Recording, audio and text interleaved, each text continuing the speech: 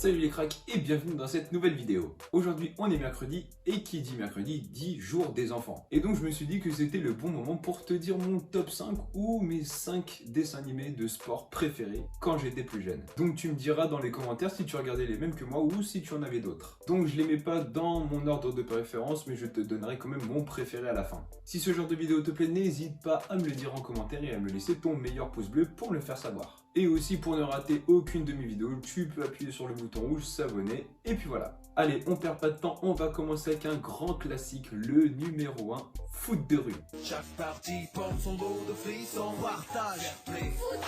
Alors celui-là, il est incroyable. Même les dessins de l'époque faisaient rêver quand on voit ce qui se passe maintenant avec la nouvelle génération. Donc pour faire court, c'est une bande de jeunes qui vont créer une équipe de foot de rue. Donc le foot de rue, ça se joue dans les villes, dans les hangars, sur des toits, n'importe. Et donc le but de cet animé, c'est que l'équipe menée par Tag, le capitaine charismatique, emblématique de foot de rue, soit l'équipe la plus forte de la ville, tout simplement. Ils avaient des combos de passes incroyables avec les jumeaux, ça sautait de partout, c'était incroyable. Et quand t'es petit et que t'es fan de foot, ça te donne des idées et ça te fait rêver. À tel point que quand j'étais petit, j'habitais dans une résidence et ça m'a donné envie de créer une équipe de foot de rue. Donc avec des potes, on avait créé une équipe et puis j'avais dit à d'autres potes de créer une équipe, comme ça on pouvait s'affronter dans des matchs. Et ça, franchement, c'était le bon vieux temps. Et mine de rien, ce dessin animé véhiculait pas mal de bons messages, comme par exemple le fair play ou l'antiracisme. Car dans les équipes, tu avais généralement des joueurs de couleur, des joueurs étrangers, et quand t'es petit, ça te montre que tu peux jouer avec tout le monde peut jouer ensemble. On passe au numéro 2 avec Kangoo Junior. Alors Kangoo Junior, je le regardais quand j'étais beaucoup plus petit, et le générique, je l'ai encore en tête aujourd'hui, je te mets un extrait.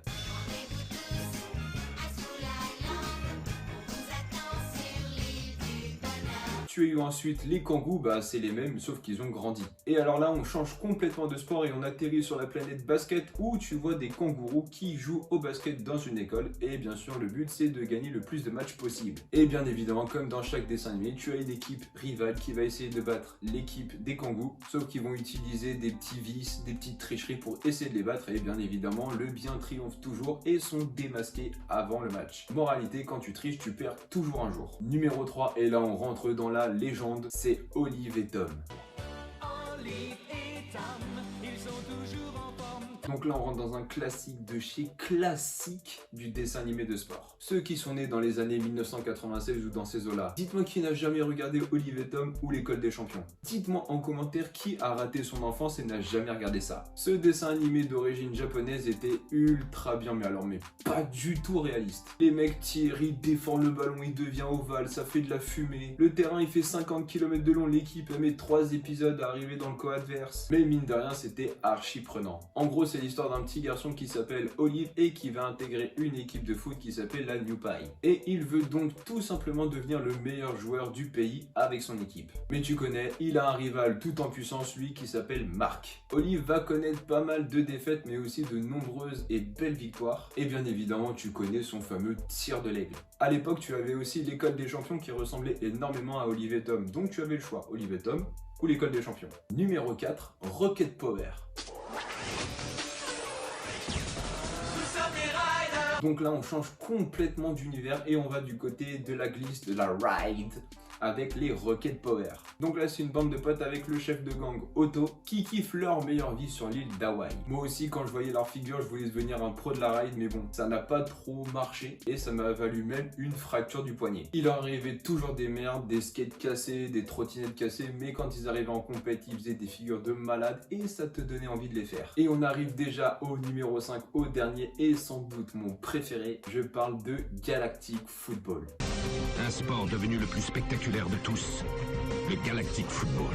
Le but, il est très simple. Devenir la meilleure équipe. Non pas de ta ville, non pas de ta région, non pas de ton pays, non pas du monde, mais de l'univers. Donc on va suivre une équipe de foot qui s'appelle les Snow Kids et dans le Galactic Football tu as un super pouvoir qui s'appelle le fluide. Et pour maîtriser le fluide, il faut un certain niveau de jeu. En gros le fluide te permet de frapper la balle beaucoup plus fort, de faire des arrêts beaucoup plus impressionnants parce que le fluide c'est un peu un prolongement de tes membres. Et comme dans chaque animé qui se respecte, tu as un ennemi et les ennemis ils sont sombres et c'était les Shadows. Et eux qu'est-ce qu'ils font les Shadows?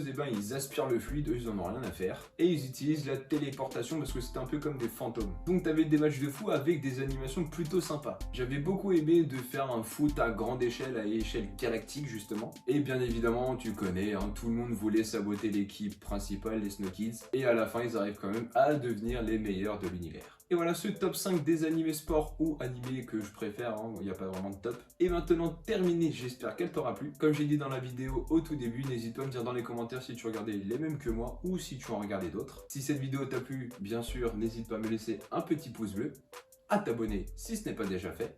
Et je te dis à la prochaine!